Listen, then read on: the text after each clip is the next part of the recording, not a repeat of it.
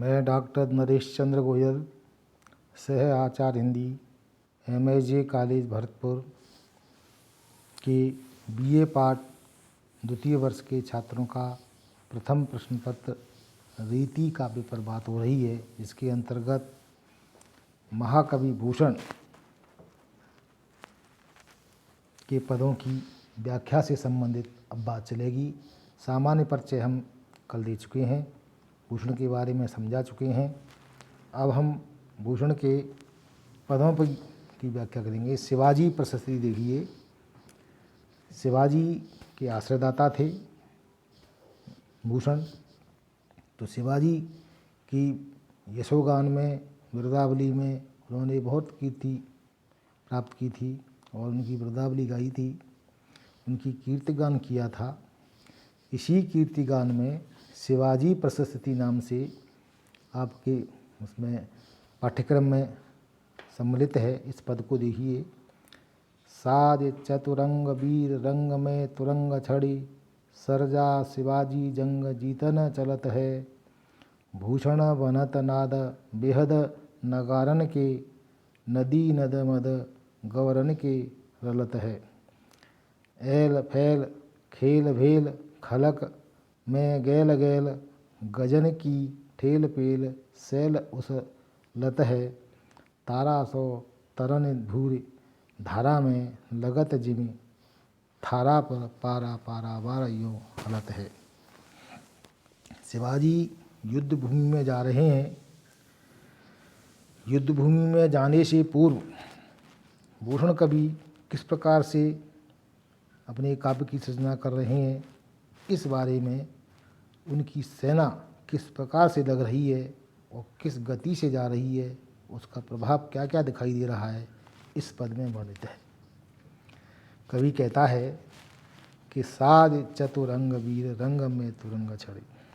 वीर योद्धाओं के रंग में रंगा हुआ उत्साह से परिपूर्ण ये सरजा शिवाजी की जो चतुरंगिनी सेना है, यानी चतुरंगिनी चारों रंगों में रंगी हुई चतुरंगिनी सेना है। तुरंग चढ़ी, घोड़ों पर चढ़ करके, साज माने सजावट से पूर्ण होकर के वह जंग जीतन चलत है, युद्ध को जीतने के लिए चली जा रही है। सरजा शिवाजी चतुरंगिनी सेना सजा करके अपने अंगों में वीरोत्साह यानी युद्ध की जो वीर की उत्साह है उसको भर करके युद्ध जीतने के लिए, शत्रु पर चढ़ाई करने के लिए सेना जा रही है। भूषण बनत, भूषण जी कहते हैं, बनत कहते हैं कहना, भूषण जी कहते हैं कि नाद बेहद नगारन के, नाद बेहद नगारन के, उनकी सेना जब प्राण करती है तो भूषण जी कह रहे हैं नगाड़ों की असीम आवाज़ गूंज रही है, जिसकी कोई सीमा नहीं है। बेहद माने असीम, नाद नगाड़ों की आवाज़ गूंज रही है। नदी नद मद गवरन के रलत है। जिस प्रकार नदी नाले बह रहे हैं उसी प्रकार के गवरन माने हाथी, मद माने हाथी के मस्तिष्क पर एक त्रिशूल गड़ी रहती है, उसमें से अगर वो त्रिशूल अंकुश रखती है उस पर और उसकी सिर से जो गंध के बह रही है, मदमस्त गंध बह रही है, उसमें मस्त होकर के इतना हाथी मदमस्त हो जाता है कि उसके सामने कोई भी आ जाता है उसको तहस नहस कर देता है। वह कवि यहाँ पर कल्पना कर रहा है कि मदमस्त हाथी के सिर से इस प्रकार से मद बह रहा है, इस प्रकार से कोई नदी नाले बह रहे हों। हाथियों के मस्तिष्क से मद नदी नालों के समान बह रहा है। ऐल फैल खेल भैल खलक में गैल गैल।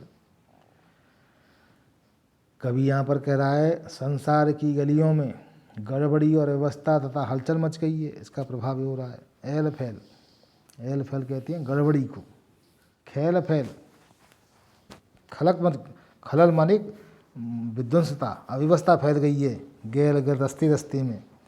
गजन की ठेल पेल सेल उसरत है। घातियों का समूह जो सेना से युक्त होकर के जा रहा है, उनकी आपस में ठेल पेल भिड़ंत से आपस में जब भाग रहे हैं, दौड़ रहे हैं, ऐसी उनकी स्थिति से, उनके द्वंद्व में मद से शैल माने पर्वत उछलने लगे हैं, उखड़ने लगे हैं। उसरत माने उखड़ने लगना। तारा सौ तरन धूरे धारा में लगत जिमी, थारा पर पारा पारा वार यूँ हालत है। कवि ने बहुत अच्छी यहाँ उत्प्रेक्ष अलंकार का प्रयोग किया गया है। जिम माने मानो कि जब सेना भयंकर रूप से चली जा रही थी तो धूरी धारा में, यानी पूरी तरह से धूल दूषित हो गया था वातावरण। तो तारा सौ तरन, तरन कहते हैं सूर्य, सूर्य तारे के समान दिखाई देने लगा था।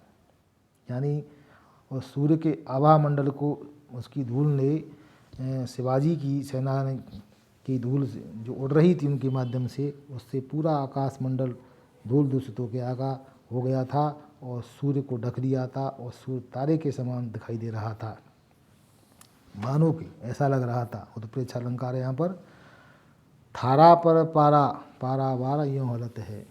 और ऐसी स्थिति में सागर, पारावार कहते हैं समुद्र, समुद्र इस प्रकार से हिल रहा था। थारा पर पारा पारा वारा यूँ हालत है। समुद्र इस प्रकार से हिल रहा था मानो कि थारा माने थाली पर पारा हिलता है।